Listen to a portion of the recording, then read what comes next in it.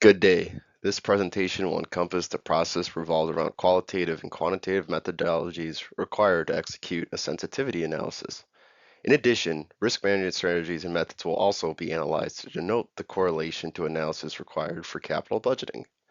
Topics of discussion will include a generic overview of sensitivity analysis, the qualitative and quantitative steps, analyzing both of those steps, risk strategies influencing capital budget analysis, and an evaluation of an exploratory scenario, along with a summarization of every topics that have been covered.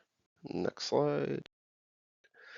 So, overview of sensitivity analysis. So, to begin, a sensitivity analysis can yield a variety of different outcomes for a business when only leveraged effectively.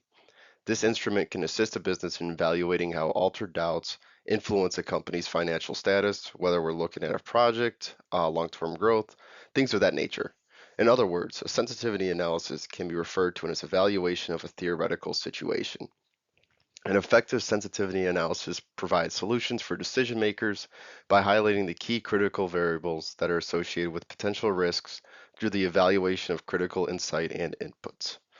On the next slide, it will highlight the integration of both qualitative and quantitative methods. So as we see on this slide, we have qualitative and quantitative approaches both breaking down. So depicted on this slide, of course, outlines our qualitative and quantitative approaches. So as seen on the left-hand side of this slide, qualitative analysis requires an analyst to envision accurate situations and variables, which includes determining what factors can greatly affect profitability while considering revenue-generating sources and other such dynamics that are external, such as market trends, fluctuations in potential variable costs, and then some other different things along that line. To shift focus on the right hand of the slide, quantitative analysis, on the other hand, involves an analyst to institute a foundation for this model, right? Where's your starting point? And it also encompasses the identification of NPV, IIR, and PP. NPV stands for net present value, IRR stands for internal rate of return, and PP stands for payback period. In other words, a business would want to see a positive NPV rate, which correlates directly to profitability, whereas negative is losing money. The next slide will highlight the exploration behind both qualitative and quantitative analysis. So as we can see on this slide, we have kind of our beginning and where we're trying to get to with the end result. So as depicted on the left-hand slide, this outlines how an analyst can alter certain variables while consistently reevaluating the IIR, NPR, and PP values. So really convenient enough if an analyst actually stores all their data on on Microsoft Excel. There's actually an option built into the platform titled What If Analysis under the Data tab, to where they can actually manipulate some of the variables and it'll kind of compute some of these things on behalf of them.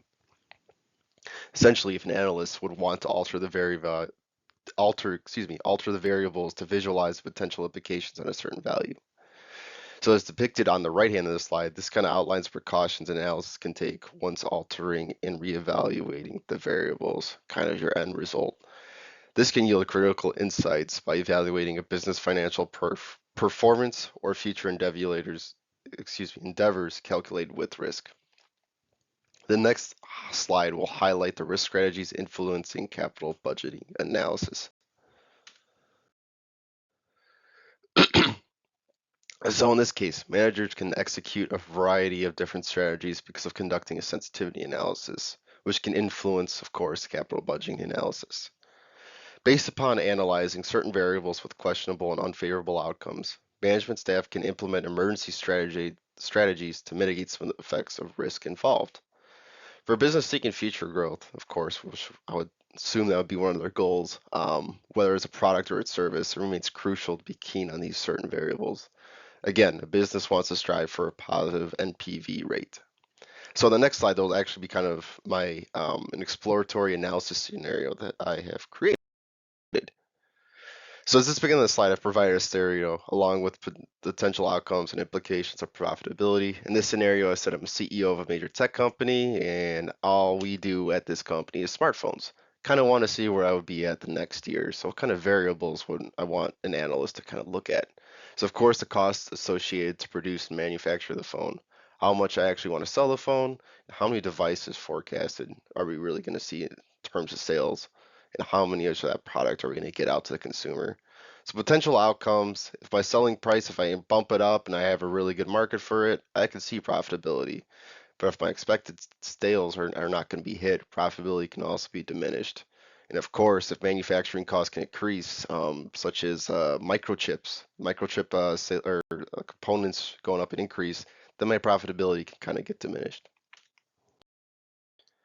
So, a summarization of this slide. So, in conclusion, I have provided an overview of what a sensitivity analysis is and what it encompasses.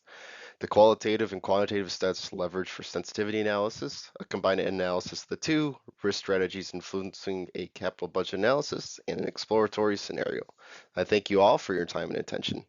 That concludes my slide. Thank you.